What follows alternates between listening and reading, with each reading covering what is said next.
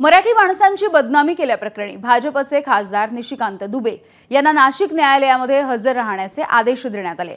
निशिकांत दुबे यांना 7 एप्रिलला हजर राहण्याचे आदेश देण्यात आलेत।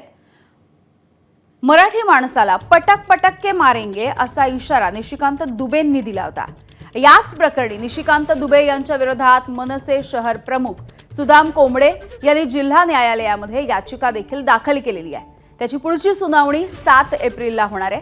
दुबे यांना त्या दिवशी हजर राहण्याचे आदेश देण्यात आलेले आहेत।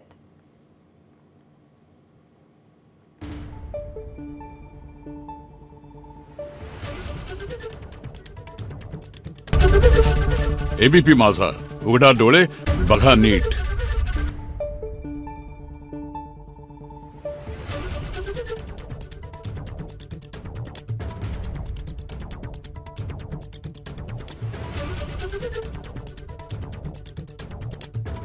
Thank you.